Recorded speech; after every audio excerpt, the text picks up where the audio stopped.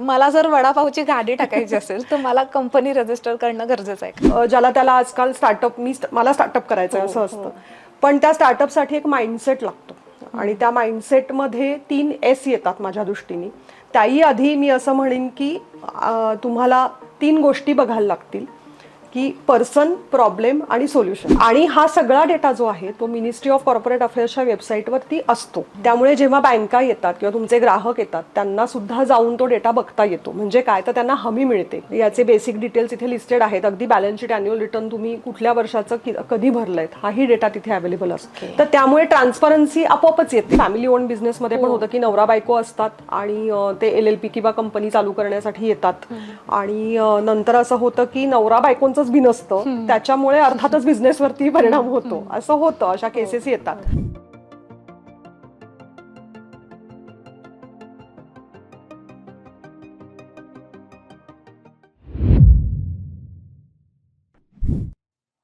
आता आपण डिस्प्यूट बद्दल बोललो, पण त्याच्या आधी म्हणजे जेव्हा रजिस्ट्रेशन करतो आणि कन्सल्टेशनची फी आणि ह्या सगळ्या गोष्टी येतात, तर म्हणजे आपण प्रत्येक टप्प्यावर ठरतो की हे झालं तर हे करूया ते, पण हे सगळं करायला खर्च किती येतो?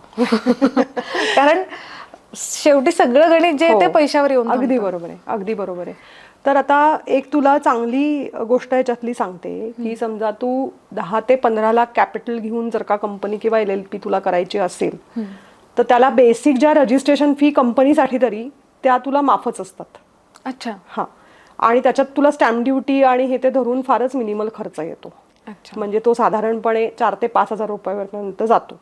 पण आता डायरेक्टर्स किंवा जे शेअर होल्डर असतात पहिले त्यांच्या डिजिटल सिग्नेचर काढणं, नंतर बाकी काही आणखीन किरकोळ खर्च असतात ते करणं, डॉक्युमेंट एक्झिक्युशन करताना. म्हणजे आता LLP असेल तर त्याचं डीड तुम्हाला रजिस्टर करावं लागतं नोटरीकडे, मग नोटरीचे चार्जेस, स्टॅम्प पेपरचे चार्जेस वगैरे. तर ते कॅपिटल जितकं तुम्ही वाढेल त्या प्रमाणात ते वाढत जातात. आता मिनिमम कॅपिटलची मर्यादा पण आपल्याकडे नाहीये. म्हणजे अगदी 10,000 काय 100 रुपये कॅपिटल ठेवून पण तुम्ही कंपनी आणि LLP चालू करू शकता. जरी आम्ही तो सल्ला देत नाही, कारण सुरुवातीचे काही खर्च येते त्या कॅपिटलमध्ये निघायचे असतील तर आम्ही सांगतो की किमान एक 50,000 तरी कॅपिटल ठेवा. पण तशी काही अट नाहीये, पूर्व अट नाहीये. अगदी 10,000 रुपये कॅपिटल ठेवून पण मग तेवढी फी तुमची कमी येणार सगळी. असे बिझनेस असतात पण 10,000 रुपये कॅपिटल असतात. उदाहरणार्थ तू काय आता घरगुती अगदी साड्यांचा व्यवसाय सुरू केलास, बरोबर, तर त्याच्यामध्ये आणि समजा तुझ्या ओळखीचंच कोणतरी आहे की जे तुला क्रेडिटवरती देतंय साड्या किंवा दागिने, अगदी आर्टिफिशियल ज्वेलरी ज्याला आपण म्हणतो तसं, तर सुरुवातीला तुला ते 10,000 पुरेसे पण असतात.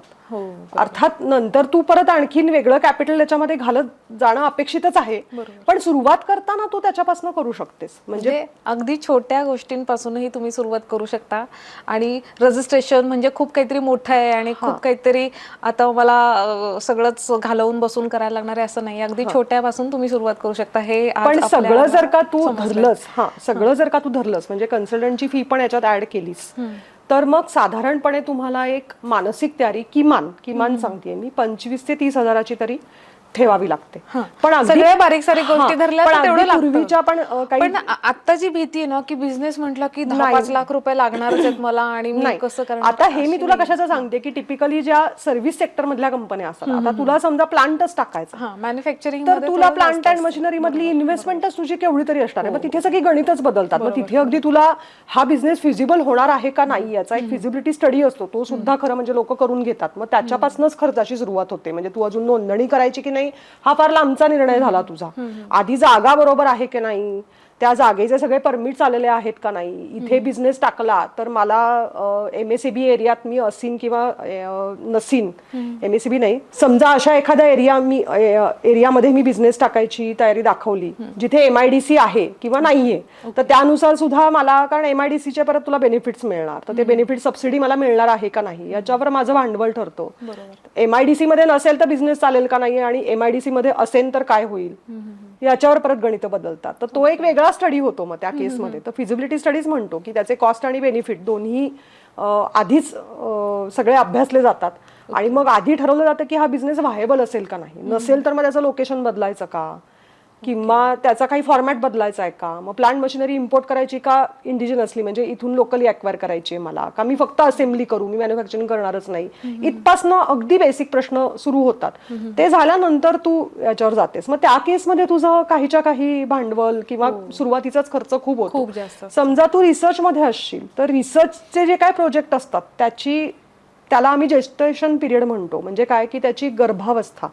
तर गर्भावस्था ती कितीही काळ असू शकते, 2 वर्ष, 3 वर्ष, काहीला 5 वर्ष. म्हणजे क्लिनिकल ट्रायल सारखी जर कंपनी तुला काढायची असेल तर ती प्रॉफिटमध्ये जाऊ दे, त्याचं बिलिंग म्हणजे टर्नओव्हर जनरेट व्हायला सुद्धा वेळ लागणार आहे. म्हणजे आधीची इन्व्हेस्टमेंट तुलाच करायची आहे, त्याला एकदम गव्हर्नमेंट ग्रांट मिळणार नाही, कारण तुझं प्रूफ जोपर्यंत जात नाही समोर की बाबा ही ट्रायल झाली आणि याच्यातनं हे रिझल्ट आले, ते कुठेतरी रेकॉग्निशन घ्यावं लागतं, त्याचं पेटंट घ्यावं लागतं, मग त्याला खर्च जास्त आहे. आता आणखीन एक त्याच्यातला हे असं सांगते की बरेच क्लायंट माझ्याकडे येतात की मॅडम आम्हाला ना स्टार्टअप सुरू करायचं आहे आणि मग हे स्टार्टअप खाली रजिस्टर करता येईल का, असा एक मुद्दा त्याच्यात येतो. तर स्टार्टअप खाली रजिस्टर करायला गेलं ना तर त्या रजिस्ट्रेशन केल्यानंतर खूप फायदे आहेत त्याचे, पण रजिस्टर करताना जो खर्च आहे तो हाच आहे. तेव्हा तुम्ही स्टार्टअप आहात का नाही हे ठरलेलं नसतं, कारण तुमची एंटिटी फॉर्म झाल्यानंतर तुम्हाला स्टार्टअपच्या स्कीम खाली जावं लागतं. मग तिथे तुमची काही प्रमाणात बाकीची जी कॉस्ट आहे ती कमी होऊ शकते, पण सुरुवातीचा खर्च तुम्हाला करावाच लागतो. पण मला सांगायचा मुद्दा असा आहे की पूर्वीच्या चित्रपटांमध्ये दाखवायचे बघ की काय मैंने मेरे गहने बेच के ये बिझनेस चालू किया, तर इतकी काही अवस्था आत्ता येत नाही. आणि जर तुम्ही बिझनेसचा विचार करत असाल तर बहुतांश तरुण पिढी अशी आहे की कुठेतरी आधी जॉब केलेला असतो, त्याचं एक बिल्ड केलेलं असतं भांडवल, आणि तेवढे ते शहाणे असतात.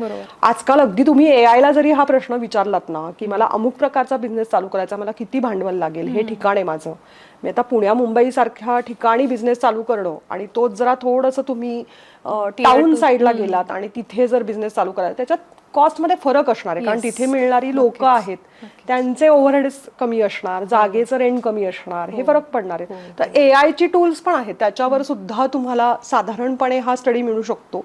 पण तिथे त्या उत्तरांवर पूर्णतः अवलंबून राहून की किती रिलायबल आहे हे सगळं, कारण हल्ली लोक ना त्याच्यावर विश्वास ठेवून काही वाटेल ते करायला जातात. माझ्याकडे पैशाची इन्व्हेस्टमेंट AI वर विश्वास ठेवून करणं. म्हणजे मी जेव्हा डॉक्युमेंटेशन पाठवते की हे डॉक्युमेंट्स लागणार, तेव्हा लोक म्हणतात अहो पण ते गुगलला विचारलं किंवा ChatGPT ला विचारलं तर ते एवढंच सांगतंय. म्हटलं हो बरोबर आहे, पण तुम्ही आता मला सल्लागार म्हणून नेमलंयत ना. तर गुगल हे टूल आहे, शेवटी टूल वेगळं आणि अनुभव घेऊन आलेला सल्लागार वेगळा. म्हणजे मी असं नाही, कोणीही असेल. त्यामुळे गुगलचा वापर जरूर करा, ChatGPTचा वापर जरूर करा, पण दिखावे पे ना जाओ, अपनी अकल लगाओ, तसा हा प्रकार आहे. फायनल डिसिजन हा कन्सल्टंटला विचारूनच घ्या, शक्यतो मोठी इन्व्हेस्टमेंट असेल तर. उघडे ठेवून जर डिसिजन घेतला तर मग त्यालाच आपण इन्फॉर्म डिसिजन असं म्हणतो ना. एखादा बिझनेस सुरू करायचा आहे तर खूपदा असं असतं की इनिशियल इन्व्हेस्टमेंट खूप थोडीशी असते, तर मग ऑफिस वगैरे अशा गोष्टी नसतात.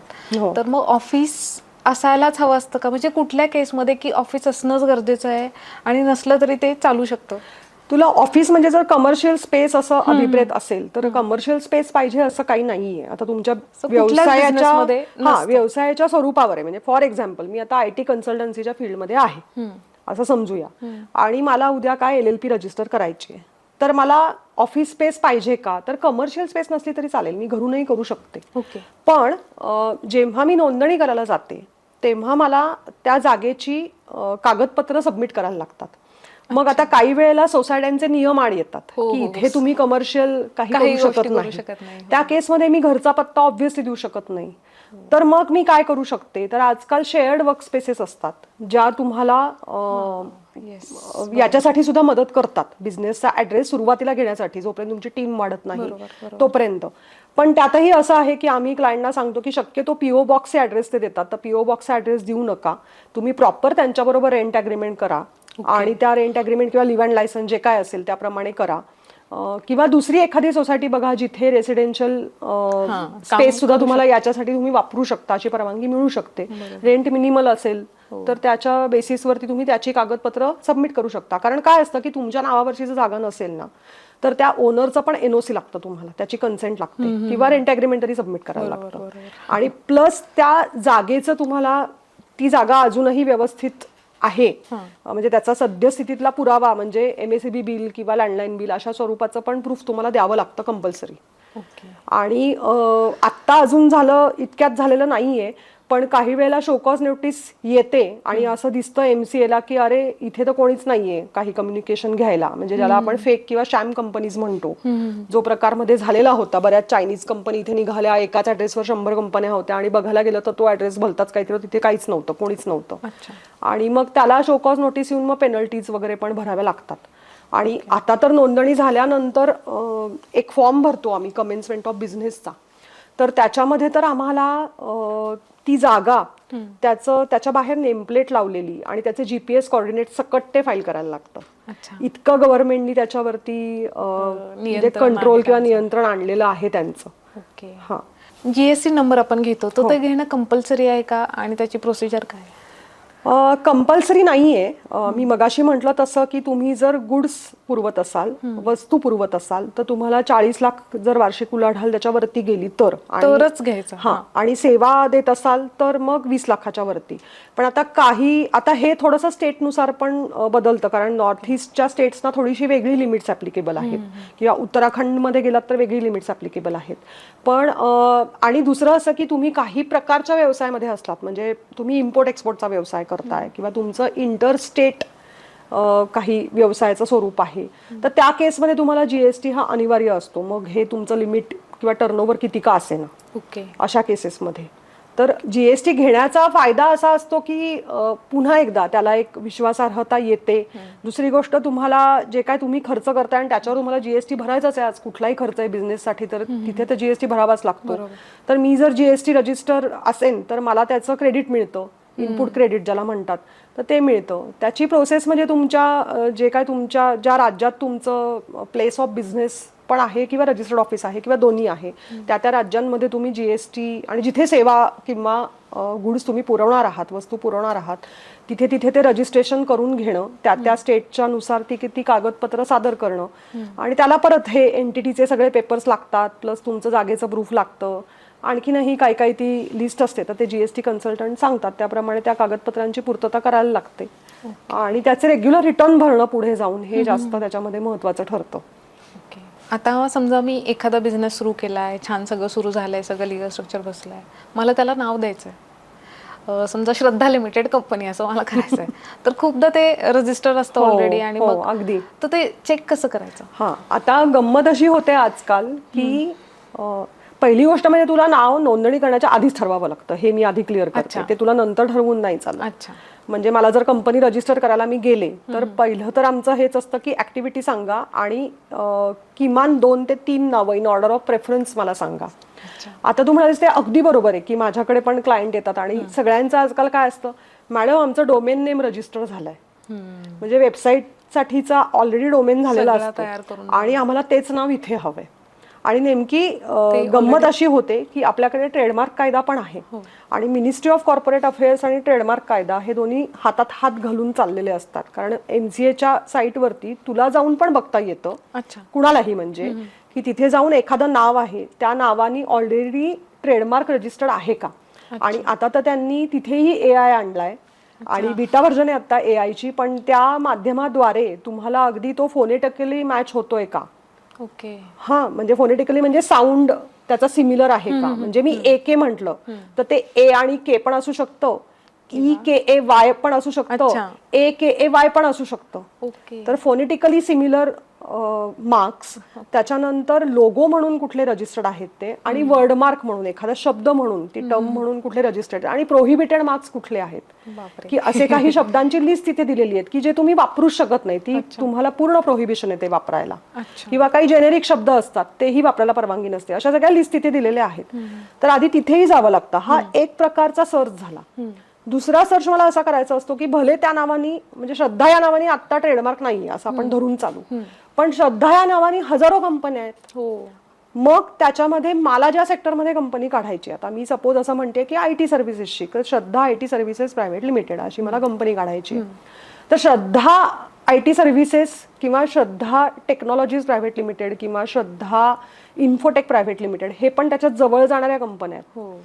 याच्यामध्ये गव्हर्नमेंटचा उद्देश काय आहे की मिसगाईड होऊ नये कोणी बरोबर. त्या नावावरनं. आणि एखाद्या कंपनीचा ब्रँड एस्टॅब्लिश असतो तो खूप हा, चालला, तर तू त्यांच्या ऑलरेडी नावावर जर कोणी का credit रजिस्टर्ड घेऊ नये. असतील आणि तुझा व्यवसाय 50-60 वर्ष जुना आहे तर त्याच्यावर कोणते अतिक्रमण केल्यासारखं होतं. हे सगळं टाळण्यासाठी म्हणून हे दोन्ही पद्धतीचे सर्च घ्यायचे आणि ह्याच्यामध्ये न बसणारं नाव तुला मुळात निवडावं लागतं. बरोबर. की हे दोन्ही क्रायटेरिया सॅटिस्फाय मला करावे लागतात की माझी ऍक्टिव्हिटी पण रिफ्लेक्ट झाली पाहिजे, माझा जो युनिक वर्ड म्हणजे आता इथे श्रद्धा आहे तर त्या श्रद्धाच्या मागे पुढे काही मी जोडू शकते का जेणेकरून हे युनिक नाव होईल.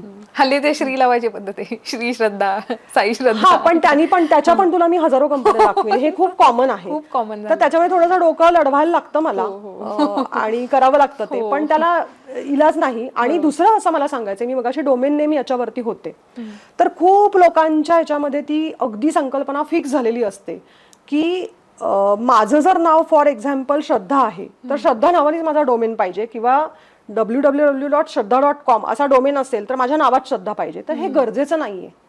तुम्ही अगदी साधं उदाहरण देते, डीमार्ट सारख्या कंपनीचं उदाहरण घ्या तुम्ही.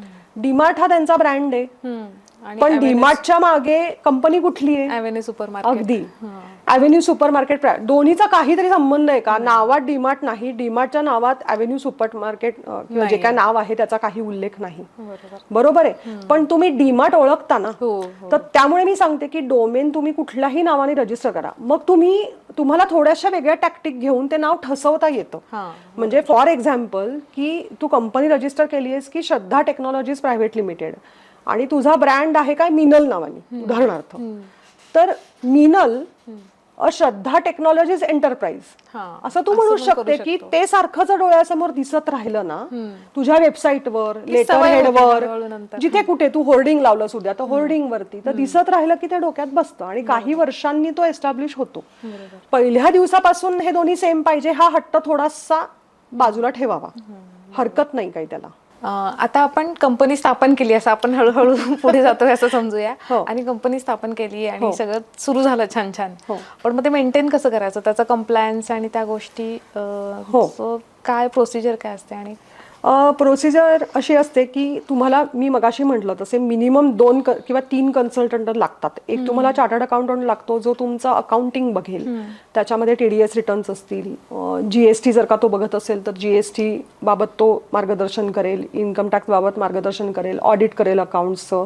आता जे नवीन बिल येते त्याच्यात इनफॅक्ट असं प्रपोज्ड आहे की ज्या छोट्या कंपन्या आहेत त्यांना ऑडिटच कंपल्सरी नसणार आहे. अच्छा, पण तरी लाखांपर्यंत आता ते आहे, त्याच्यात लिमिट आहे अजून त्याच्यामध्ये. पण आता स्मॉल कंपनी अशी होते की जर पेड अप कॅपिटल 10 कोटी आणि टर्नओव्हर जर 100 कोटी पर्यंत असेल तर ती स्मॉल कंपनी म्हणून तेही लिमिट वाढवायचं चाललंय की 20 कोटी आणि 200 कोटी.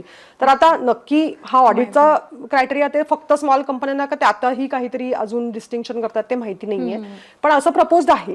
तर तसं गेलं तर ऑडिट लागत नाही. LLP लाही एका मर्यादेपर्यंत ऑडिट लागत नाही, पण तरी अकाउंट्स ठेवावे लागतात प्रॉपर, त्याचे रिटर्न्स भरायला लागतात. सो तुम्ही ऑडिट लागत नसेल तरी तुम्हाला GST रिटर्न भरायला लागू शकतो, TDS रिटर्न लागू शकतो, TCS चे कॅल्क्युलेशन वगैरे वगैरे जे काय असेल ते. हा एक भाग झाला. तर बुक किपिंग ज्याला आपण म्हणतो, बुक किपिंग आणि ऑडिट याच्यासाठी एक कन्सल्टंट या सेवा घेण्यासाठी. दुसरं असं की तुमच्या व्यवसायानुकूल जी काय लायसन्सिंग लागतात त्याचे कन्सल्टंट. मग अशी आपण बघितलं की मॅन्युफॅक्चरिंग असेल तर एन्व्हायरमेंटल लॉ लागणार, लेबर लॉ लागणार. आजकाल जर 10 पेक्षा जास्त एम्प्लॉईज असतील तर पॉश ऍक्ट सगळीकडे कंपल्सरी आहे, त्याचा वेगळा कन्सल्टंट लागू शकतो. तर ते तुम्हाला आधी आयडेंटिफाय करायला लागतं. आणि तिसरा जो आहे तो कंपनी सेक्रेटरी आमच्यासारखे कंपनी आणि LLP असेल तर की जे त्याचं मिनिट्स मेंटेन करणं, नंतर रजिस्टर्स मेंटेन करणं, वेगवेगळ्या कॉर्पोरेट ऍक्शन असतात. म्हणजे काय मला डिव्हिडंड पे करायचा आहे, एखाद्या डायरेक्टरनी रिझाईन केलं, कॅपिटल वाढवायचंय, अलॉटमेंट करायची आहे शेअर्सची वगैरे वगैरे, ह्या सगळ्यासाठीचे जे फॉर्म्स आहेत ते फायलिंग करणं, त्याचं सर्टिफिकेशन करणं आणि सगळी जी काय रेकॉर्ड आहेत ती मेंटेन करणं, त्याच्यासाठी सल्ला देणं, हे सेट ऑफ कन्सल्टंट तुम्हाला लागतातच लागतात. तर अगदी एखादी छोटी कंपनी तू घेतलीस की ज्याला बाकी काही चेंजेस नाही आहेत त्याच्यामध्ये आणि फक्त बिझनेस चाललेला आहे वर्षानुवर्ष, तर त्याला कंपनीला किमान वर्षभरातनं एक 5 ते 6 फॉर्म तरी भरायलाच लागतात. त्याच्या कंपल्सरी कुठले आहेत तर तुझं बॅलन्स शीट आहे ते तुला ROC कडे भरायला लागतं, रजिस्टर ऑफ कंपनीजकडे. एक अॅन्युअल रिटर्न असतो ज्याच्यामध्ये तुझी सगळी शेअर होल्डर कोण आहेत, डायरेक्टर कोण आहेत, मीटिंग्स किती झाल्या याची माहिती असते, तो एक रिटर्न भरायला लागतो. तुम्ही जर MSME व्हेंडॉर्सकडनं काही घेत असाल आणि त्यांचे पैसे जर ड्यू असतील तर MSMEचा रिटर्न येतो. अच्छा. हे मिनिमम, आणि मिनिट्स मेंटेन करणं आणि रजिस्टर मेंटेन करणं हे मिनिमम त्याच्यातले कंप्लायन्सेस आहेत. LLP ला तुला फक्त बॅलन्स शीट आणि हे फाईल केलं तरी चालतं. तर तेवढंच आहे अॅन्युअल रिटर्न. हे झालं मिनिस्ट्री ऑफ कॉर्पोरेट अफेअर्सकडे. आणि इन्कम टॅक्स रिटर्न कुठलाही बिझनेस असला तरी तो तुम्हाला भरायचाच आहे. नील रिटर्न असला तर नील रिटर्नही भरायचा लॉस आहे. असेल तरी पण हो, कारण तुम्ही लोन साठी गेलात, तुम्ही गव्हर्नमेंट योजनेचा लाभ घ्यायला गेलात, गव्हर्नमेंटचं टेंडर भरत असाल तरी तुम्हाला मागच्या 3 वर्षाचे इन्कम टॅक्स रिटर्न मागतात. त्यामुळे नील आहे. तर मी कशाला इन्कम टॅक्स रिटर्न भरू आणि मग मी CA ची फी का देऊ? तर ते 1000 रुपये वाचवायला आहे ना, तुम्ही इकडे वाढीव तुमचा लॉस करून घेऊ नका वेगळ्या प्रकारचा. बिझनेस लॉस नाही होणार, पण हा लॉस होतो. इंटिग्रिटी ज्याला आपण म्हणतो त्याचा लॉस होतो. स्टार्टअप जेव्हा आपण सुरू करतो तर साधं जेव्हा मी कंपनी सुरू करते आणि स्टार्टअप सुरू करते यात फरक काय, म्हणजे काय बेनिफिट्स मिळतात मला? हा, तर स्टार्टअप इंडिया हा मेक इन इंडियाचा गव्हर्नमेंटचा इनिशिएटिव्ह आहे. हे आपल्याला माहिती आहे, सगळा मोदी सरकारने सुरू केलेला. आणि त्याच्यामधले काही पॅरामीटर्स आहेत जे तुम्हाला फुलफिल, आधी कंडिशन्स म्हणूयात आपण, की त्या फुलफिल केल्यानंतर स्टार्टअप योजनेचा भाग घेतला जातो. त्याच्यातला एक आहे तो एंटिटी फॉर्मॅट आहे. त्याच्यामध्ये पार्टनरशिप चालते, LLP चालते किंवा कंपनी चालते. प्रोप्रायटरशिप चालत नाही. ओके. एकट्याचं चालत नाही. हा, एकट्याचं चालत नाही. 1 पर्सन कंपनी पण नाही चालत. प्रायव्हेट लिमिटेड कंपनी किंवा LLP किंवा पार्टनरशिप हे 3 फॉर्मॅट तिथे चालतात. तुमचा बिझनेस अगदी 10 वर्ष जुना असेल तरी चालतो. अच्छा, म्हणजे माझा असं नाही की मी नवीनच एंटिटी फॉर्म करायला पाहिजे असं काही नाहीये. 10 वर्षापेक्षा जास्त जुना असू नये, पण 10 वर्षातला जर का असला तर तुम्हाला स्टार्टअप इंडियाचा फायदा घेता येतो त्या योजनेचा. त्याच्यात काही एक्सेप्शन्स पण आहेत, की जसं डीप टेक कंपन्या आपण ज्याला म्हणतो, म्हणजे फॉर एक्झाम्पल आर्टिफिशियल इंटेलिजन्स मध्ये तुम्ही असाल, रोबोटिक्स मध्ये असाल, बेसिक सायंटिफिक रिसर्च मध्ये असाल, तर मग ही 10 वर्षाची कालमर्यादा जी आहे ती 15 किंवा 20 वर्ष पण जाते. म्हणजे बायोटेक असाल तर मला वाटतं बहुतेक 15 वर्ष आहे का 20 वर्ष असं काहीतरी आहे. तर तसं पण तुम्ही जाऊ शकता. स्टार्टअपमध्ये आणि साध्या कंपनीमध्ये फरक काय, तर स्टार्टअप इंडिया खाली त्या योजनेचा लाभ घ्यायचा असेल तर मला एक, आम्ही ज्याला म्हणतो की पिच डेक बनवायला लागतो. पिच डेक म्हणजे काय, तुमची आयडिया पिच करायची. हा, तर माझा बिझनेस काय आहे हे आधी एक्सप्लेन करणं. त्याच्यानंतर त्या बिझनेसमुळे रोजगार निर्मिती किती होणार आहे आणि कशी वाढणार आहे, हे त्याचं पोटेन्शियल, त्याची क्षमता त्याच्यामध्ये आहे का, हे कागदावर तुम्ही प्रूव्ह करणं. आणि तिसरी गोष्ट म्हणजे सगळ्यात महत्वाची म्हणजे मी इनोव्हेटिव्ह काय करतोय. त्यामुळे लोक जेव्हा माझ्याकडे येतात हे करून की अहो आम्ही असा बिझनेस सुरू करतोय आणि आम्हाला स्टार्टअप खाली आहे, नवीन काय करताय. आता नवीन म्हणजे काय, नाविन्य म्हणजे काय, जे आधी फारसं कोणी केलेलं नाही. आधी फारसं कोणी केलेलं नाही याच्यापेक्षा असं मी म्हणेन की एखादा बिझनेस असतो. मगाशी आपण आता फॉर एक्झाम्पल आपण चायोस सारखी एखादी टी प्रोडक्टची चेन घेतली, तर चायोसनी वेगळं काय केलं, चहा सगळे विकतात, येवले चहा पण चहा विकतात, आणखीन कुठले स्टारबक्स वाले पण चहा विकतात, तुम्ही चहा विकताय. पण त्यातनं तुम्ही काय केलं तर तुम्ही इंडियन ब्रँडचे चहा त्याच्यातनं सुरू केले, कॉम्बिनेशनचे, की काय मी अद्रक टी देते, पुदिना टी देते, तुम्हाला हवे तसे कॉम्बिनेशन देते, मी त्यांना एक बसायला छान ॲम्बियन्स देते आहे, वगैरे वगैरे जे काय. आता चायोस हे एक उदाहरण झालं. अशी अगदी टी चेन असेल तर मग हे नाविन्यपूर्ण झालं. म्हणजे आयदर त्याच्यातला तुमचा प्रोडक्ट तरी पूर्णपणे नवीन पाहिजे जो आधी कोणीच केलेला नाहीये आणि तुम्ही ती गॅप ओळखलेली आहे, किंवा तुम्ही अशा प्रकारची सर्व्हिस देताय जी त्या सप्लाय चेन मध्ये आधी कोणी प्रोव्हाइड केली नव्हती, किंवा त्यांनी प्रोव्हाइड केली आहे एक्स मार्गानी, तुम्ही वाय मार्गाने प्रोव्हाइड करताय आणि त्याच्यामुळे कुठेतरी कॉस्ट कटिंग होतोय, बेनिफिट जास्त मिळतोय, वगैरे वगैरे. त्याचे बरेच निकष असू शकतात. तर अशा प्रकारे जेव्हा तुम्ही आयडेंटिफाय करून ती आयडिया पिच कराल तेव्हा त्याला नॉव्हेल्टी हा क्रायटेरिया बेसिक जर सॅटिस्फाय झाला तर मग तो स्केलेबल होतोय का, मग त्याच्यामधनं रोजगार निर्मिती किती होणार आहे, खरंच एम्प्लॉयबिलिटी आहे का, वगैरे वगैरे या सगळ्या गोष्टी येतात. हे सगळं ऍप्लिकेशन आहे तुम्हाला ऑनलाईन करता येतं. DPIITची साईट आहे, हां, तर त्याच्यावरती जाऊन हे ऍप्लिकेशन सबमिट करायचं आणि मग त्यांचे तुम्हाला रिप्लायज येतात त्याच्यावरती. आणि मग हे एकदा अप्रूव्ह झालं की मग त्याच्यामध्ये बऱ्याच सबसिडी स्कीम्स आहेत. दुसरा महत्वाचा फायदा असा की त्याच्यामध्ये इन्व्हेस्टर हब असतो स्टार्टअपच्या त्याच पोर्टलवरती. इन्व्हेस्टर हब म्हणजे काय की तिथे वेगवेगळ्या स्तरातले इन्व्हेस्टर्स, मग ते प्रायव्हेट इक्विटी असतील, व्हेंचर कॅपिटलिस्ट असतील, आणखीन AIF असतील, ऑल्टरनेट इन्व्हेस्टमेंट फंड असतील, ते सगळे तिथे एकत्रित झालेले असतात. आणि तुमची फंडिंग रिक्वायरमेंट आणि त्यांना ज्याच्यात इन्व्हेस्ट करायचंय ती रिक्वायरमेंट मॅच झाली तर तुम्हाला ते ऍग्रिगेटर आहे बेसिकली, म्हणजे ऍग्रिगेटर ज्याला आपण म्हणतो. तर इथे सगळ्या स्टार्टअपच्या कंपन्या एकत्रित झालेले आहेत या प्लॅटफॉर्मवर. म्हणजे रिक्वायरमेंट आणि बिझनेस प्रपोजल असे दोन्ही डिमांड आणि सप्लाय हे बेसिकली दोन्ही तिथे तुम्हाला येऊ शकतं. आणि त्याप्रमाणे तुम्हाला म्हणजे आज जे तुम्हाला शोधायला लागतं ना जाऊन, एरवी जाऊन शोधायला लागलं असतं की अरे बापरे आता मग माझ्या बिझनेसला देणारा कोण आहे बाबा, तर त्याच्यापेक्षा तिथेच तुम्हाला अवेलेबल आहे. तर तुम्ही 4 लोकांशी बोला आणि त्याच्यातनं त्यांना आणि तुमचं मॅच झालं तर तुम्हाला फंडिंग तिथून मिळू शकतं.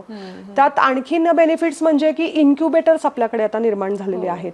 तर इन्क्युबेटरमध्ये जाऊन आता तुमचं समजा एखादा प्रोडक्ट आहे ज्याचं पेटंट तुम्हाला घ्यायचंय, तर त्या पेटंटसाठी मी काय काय करायचं बाबा, कुठे जायचं, कशा प्रकारे मी ते रिप्रेझेंट करायचं, त्याच्या डेव्हलपमेंट स्टेजेस काय आहेत, मग त्या प्रत्येक डेव्हलपमेंट स्टेजला मला गायडन्स लागणार आहे, बरोबर आहे, काही टेस्ट फेल जाणार आहेत तर मग मी त्याच्यातनं कसं, याचं सगळं मार्गदर्शन तुम्हाला त्या इन्क्युबेटर्समध्ये मिळतं. किंवा सर्व्हिस देणार असाल तर सर्व्हिस रिलेटेड सुद्धा काही गोष्टी मिळतात. बेसिकली ज्या काही गव्हर्नमेंटच्या योजना सेक्टर वाईज तयार केलेल्या असतात, मग ते टेक्स्टाईल असेल, IT डिजिटल ट्रान्सफॉर्मेशनमध्ये असेल, AI असेल, काहीही असेल, तर त्या सेक्टर वाईज योजना काय आहे, तुम्ही कशा प्रकारे लाभ घेऊ शकता नाही, आणि तुम्ही कसं तुमचं प्रॉडक्ट किंवा सर्व्हिस हे बिझनेसच्या स्टेजेस नुसार डेव्हलप कराल, तर त्याचं सगळं मार्गदर्शन या इन्क्युबेटर्समध्ये तुम्हाला मिळू शकतं. त्यामुळे सीड कॅपिटल ज्याला आपण म्हणतो, म्हणजे बीज भांडवल, तिथपासून ते तुमचे बिझनेसचे टप्पे, सगळी सायकल इथपर्यंतचा सगळा तुम्हाला प्लॅटफॉर्म स्टार्टअपमुळे मिळतो. हा त्याचा मुळात मेन फायदा आहे. बोट धरून तुम्हाला तिथे येणारी लोक असतात. ओके. आता इतका वेळ आपण सगळं बिझनेस छान चालेल किंवा काय काय प्रकार आपण केले पाहिजे, काय काय गोष्टी आपण पाळल्या पाहिजे, आता एवढं सगळं करूनही जर बिझनेस नाही चालला तर काय करायला हवं? आता बिझनेस नाही चालला तर मी म्हटलं तसं आधी एक्झिट स्ट्रॅटेजी तर आपली तयार पाहिजे. पण एक्झिट स्ट्रॅटेजी जरी तयार असली तरी तुम्ही व्यक्तिशः त्याच्यातनं बाहेर पडणं आणि तो बिझनेसच गुंडाळणं या 2 वेगळ्या गोष्टी होतात. बरोबर आहे. तर तुमचं स्ट्रक्चर काय आहे त्याच्यावर परत हे अवलंबून राहतं. तर प्रोप्रायटरशिप असेल तर तुम्ही एकटेच आहात, त्यामुळे प्रश्न येत नाही. पार्टनरशिप असेल तर पार्टनरशिप ॲग्रीमेंटमध्ये जनरली हा क्लॉज असतो की डिझोल्युशन ऑफ पार्टनरशिप कुठल्या कुठल्या सिनारिओमध्ये होऊ शकतो, त्या प्रकारे ती करायची. LLP आणि कंपनी जर बंद करायची असेल, विशेष करून मी प्रायव्हेट लिमिटेड कंपनीबद्दल बोलतेय, पब्लिक लिमिटेड किंवा लिस्टेड बद्दल नाही. प्रायव्हेट लिमिटेड कंपनी किंवा LLP जर बंद करायची असेल तर त्याला एक कंपनी कायद्याअंतर्गत किंवा LLP अंतर्गत आम्ही त्याला फास्ट ट्रॅक स्कीम म्हणतो. पण ती फास्ट ट्रॅक म्हणजे आज डिसिजन झाला 2 महिन्यात बंद झाली असं होत नाही. त्याला काही गोष्टी आहेत की आधी देणेकऱ्यांची देणी तुम्ही फेडावी लागतात. जे तुमचे सिक्युअर्ड क्रेडिटर्स किंवा अनसिक्युअर्ड क्रेडिटर्स असतील, बँक लोन असेल तर ते सगळं फेडणं तुम्ही गरजेचं आहे. जर फेडता येणं शक्य नसेल, आता फॉर एक्झाम्पल मी माझ्या जवळच्या रिलेटिव्हकडनंच लोन घेतलंय, तर त्यांचं वेव्हर मला घेता येईल का, की बाबा नाही दिलेस पैसे तरी चालेल, रिटर्न मी तुला कन्सेंट देतो की हे सगळं तू राईट ऑफ कर आणि क्लीन कर तुझं बॅलन्स शीट. त्याला आम्ही बॅलन्स शीट क्लिनिंगचाच एक्सरसाइज म्हणतो. गव्हर्नमेंटची काही देणी असतील, म्हणजे PF आहे, ESI आहे, TDS आहे, हे सगळं देऊन टाकणं. थोडक्यात तुम्हाला लायबिलिटीज आणि असेट जर काही असतील, म्हणजे लँड आहे तर मग थोडंसं तुम्हाला त्याला ती काही विकायची आहे का, ती एका पार्टनरच्या नावावर करायची आहे का, काय करायचंय हे डिसिजन घ्यायला लागतात. हे सगळं करत करत या एक्सरसाइजला साधारणपणे 2 ते 3 वर्षाचा कालावधी किमान लागतो. तेवढा पेशन्स तुम्हाला ठेवायला लागतो कंपनी किंवा LLP असेल तर. आणि मग हे सगळं झाल्यानंतर आपण त्या फास्ट ट्रॅक स्कीम खाली ऍप्लिकेशन करू शकतो की आमचं बँक अकाउंट पण बंद झालेलं आहे, आम्हाला कुठलाही बिझनेस करायची गरज नाही, म्हणजे गरज वाटत नाही, हा चालू राहू शकत नाही, आणि किंवा आम्ही बिझनेस सुरूच केला नाहीये असं पण होऊ शकतं की आम्ही ठरवलं होतं कंपनी करायची आणि याच्यात हा बिझनेस करायचा पण करूच शकलेलो नाही आम्ही काही कारणांनी. तर किमान 2 वर्ष त्याच्यात जावी लागतात. आणि हे सगळं होत असताना सगळ्यात महत्त्वाची गोष्ट मला जी स्ट्रेस करायची आहे ॲज कंपनी सेक्रेटरी म्हणून, की हे सगळं करत असताना कुठलाही कंप्लायन्स तुम्हाला बुडवून चालत नाही. म्हणजे मी आता माझा बिझनेस, म्हणजे बरेच लोक येतात, अहो बिझनेसच नव्हता मग कशाला रिटर्न फाईल करायचं इन्कम टॅक्सला, किंवा बिझनेस नव्हता मी कशाला ROCला फाईल करू, बॅलन्स शीट काय फाईल करणार मी त्याच्यामध्ये. तर असं नाही, सगळे कंप्लायन्सेस तुमचे व्यवस्थित जर अप टू द मार्क असतील तरच हे क्लोजरचं ऍप्लिकेशन ऍक्सेप्ट होतं, नाही तर पुढे जाऊन त्याला प्रॉब्लेम येतात आणि परत तुम्ही लिंबो ज्याला स्टेट म्हणतो आपण, त्रिशंकू अवस्थेत अडकतात की धडती कंपनी बंद पण नाही आणि चालू पण नाहीये आणि दुसरं मला काही करता येत नाही. म्हणजे एक व्यवस्थित बंद नाही झालं तर नव्याने काही सुरूही करता. म्हणजे काही वेळेला असंही होतं की मी मगाशी म्हटलं की कंपनी किंवा LLP चालू करताना तितकी कॉस्ट आता पडत नाही किंवा तेवढे आपण हे करू शकतो, पण इनफॅक्ट बंद करायची कॉस्ट जास्त होते. म्हणूनही कंप्लायन्सचं महत्त्व तिथे मला अधोरेखित करावं असं वाटतं की तो का महत्त्वाचा आहे. तर non compliance always has a greater cost असं आम्ही नेहमी म्हणतो कंपनी सेक्रेटरी. तर त्यामुळे तो कंप्लायन्स व्यवस्थित करून ती बंद होऊ शकते. आणि आत्ता आत्ता सांगायचं झालं तर कंप्लायन्स बद्दलच बोलतोय म्हणून सांगते, पण 15 एप्रिल पासून एक कंपनी लॉ अंतर्गत सेटलमेंट स्कीम चालू होते आहे. तुमचे मागचे काहीही फायलिंग्स कंपनी लॉ अंतर्गत राहिले असतील, म्हणजे बॅलन्स शीट आणि अॅन्युअल रिटर्न रिलेटेड, तर कमी फी भरून तुम्हाला ते करणं आता शक्य आहे त्या स्कीम मध्ये. आणि ती स्कीम मर्यादित कालावधीसाठी आहे.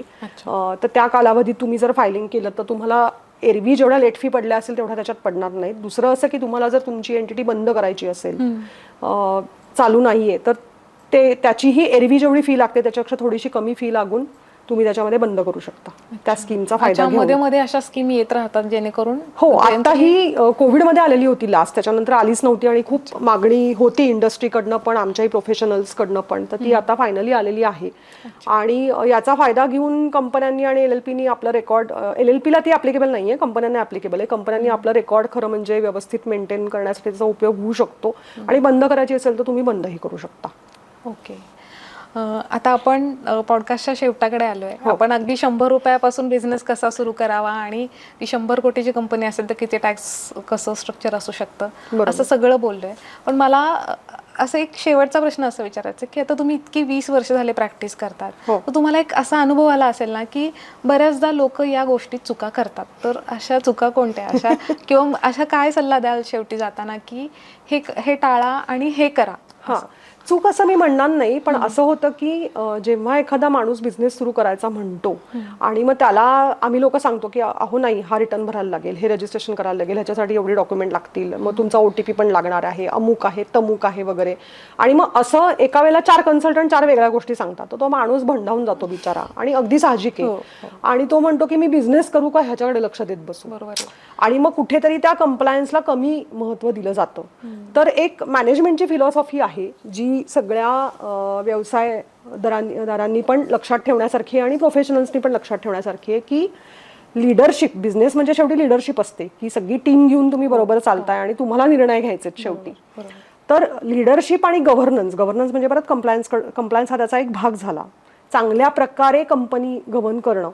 तर leadership and governance, the relationship is like yin and Yang. तर यिन म्हणजे काय आणि यांग म्हणजे काय, तर एक आहे ती थोडीशी फिमेल किंवा मदरली नेचरची एनर्जी आहे. तिथे स्त्री पुरुष हे मी आणत नाहीये, कोणीही असेल, ती स्त्री व्यावसायिक असू दे नाही तर पुरुष व्यावसायिक असू दे. तर ती मदरली नेचरची जी काय एनर्जी आहे त्यातली, तर ती काय करते, ती नर्चर करते, सगळ्यांना एकत्र घेऊन चालते. मग आई जशी घरात असते तसं ती थोडीशी मुलांना सूट देते आणि मग लाडीगोडी लावून हे करून टाक रे काम, अभ्यास करून टाक, चल पटकन, मग आपण हे करू ते करू, फ्लेक्झिबिलिटी देते. आणि दुसरी जी एनर्जी असते थोडीशी मेल एनर्जी किंवा पुरुष तत्व ज्याला आपण म्हणू शकतो, तिथे कंट्रोल येतो. बरोबर आहे. तर governance is all about control आणि leadership is all about flexibility. तर या दोन्हीचं कॉम्बिनेशन घेऊन जेव्हा एखादा व्यवसाय तुम्ही करता तेव्हा तो सक्सेसफुल होतो. म्हणून आपण बघतो की आज आपण इन्फोसिस असेल, पर्सिस्टंट सिस्टीम्स आपल्या पुण्यातली कंपनी आहे, त्यांना एवढं महत्त्व का आहे, कारण या कंपन्यांनी अगदी पहिल्या दिवसापासून हे दोन्ही गोष्टी बरोबर सांभाळलेल्या आहेत.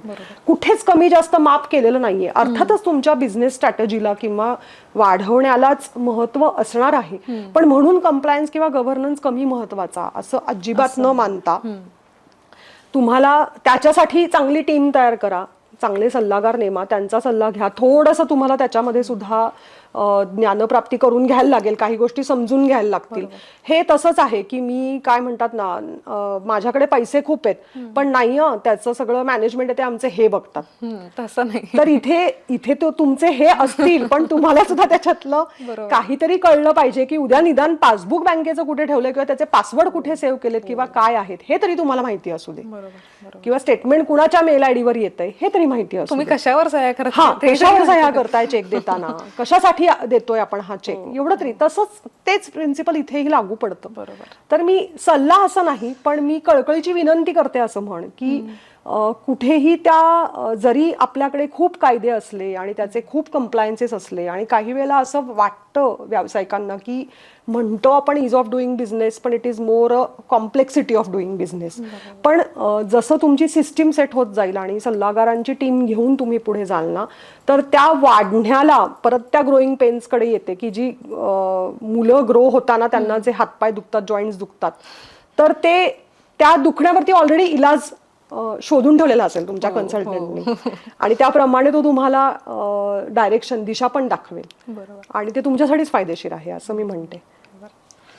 सो खूप छान गप्पा झाल्या आणि मला स्वतःला कळालं की मला जर बिझनेस करायचा असेल तर फक्त माझी एनर्जी असून चालणार नाही, तर मला सगळंच बघायला लागेल. फक्त लिगल स्ट्रक्चर आणि कुणाला तरी पैसे दिले नाही, ते टिकवणं, ते सांभाळणं आणि अगदी ते बरोबर. जर ते संपवायचं असेल तर ते योग्यरित्या संपवणं हे तितकंच महत्त्वाचं आहे. अगदी बरोबर. तर खूप छान गप्पा झाल्या. खूप खूप थँक्यू. मलाही मजा आली. धन्यवाद. येस.